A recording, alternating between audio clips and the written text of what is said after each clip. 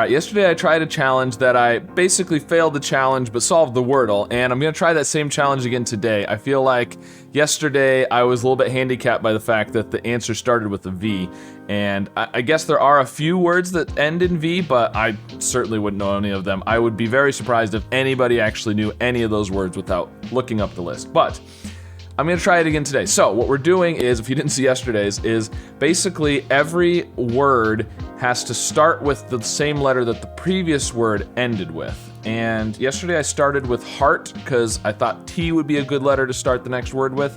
And I'm gonna go with that again today. Oh wow. Okay, well, I thought about changing my first word, but I thought people would accuse me of, you know, pre-planning the words to get to the answer this time, so I figured I'd just use the same one. Okay, well, we've eliminated some stuff. So we have to start with T. We obviously want to do an O, an I, maybe, possibly a U. T-O-U isn't bad, but we can't do two words, otherwise two words would be good. We could do something like touch, but we don't want to end it in H because there's no H. Do something like touts, but again, so all the things I'm thinking of reuse one of the gray letters. We don't want to do that. Maybe we should do T-O-I something, like toils. Toils wouldn't be too bad. L and S are good, and then starting the next word with an S should give us lots of possibilities. There's a good chance there's an O or an I since there's no E or A. Let's try that. Toils is good. Okay, so, oh, there's an O and an I, but it's not O-I. So probably, well, we have to start with an S. Probably something like this, and my first thought is solid, but of course we don't want to do the L. We could do, now we don't necessarily have to do the O, actually. I mean, if we don't do an O, what's gonna come after the S? Because we don't have an H, we don't have L, T, we could do a P, but we don't want to do the I, I mean, yeah, we could do Sonic. It's not bad. N and C are good letters. Check a spot for the I. Yeah, let's try that. C isn't a bad letter to start the next word with.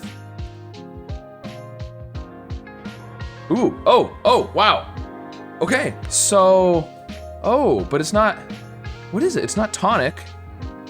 None of the letters that I have left. Conic? I don't think conic, like conical, like a cone, but I don't think conic is a word. Ionic! It's ionic. Okay, so we can do this because we've got 3 more guesses. We need to have a word that starts with a C and ends in an I, and then we can do ionic next. Or, at the worst case, a word that starts with C, ends in a letter that I can then start a word with that ends in an I. Now, what words end in an I?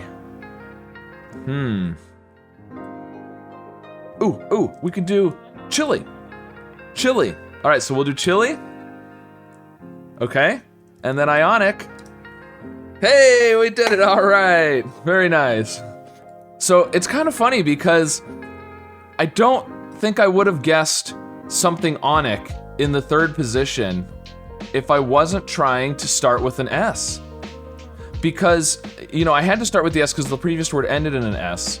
And so I did Sonic just because, you know, I wanted to put the I fourth, and S-O something I, Sonic seemed like a good option, but I probably would not have guessed O-N-I-C next, just having the O and the yellow I otherwise. So in some ways this challenge maybe helped, I don't know, it'd be interesting. I'd have to, it's hard to solve it as if I wasn't doing the challenge and see how it would have come out, but interesting. The challenge, I feel like, almost helped me that time. So pretty cool. So interesting idea. Let me know if you did the challenge, if you were successful, and if you, even if you didn't, let me know how today's Wordle went, and be sure to subscribe for more puzzles.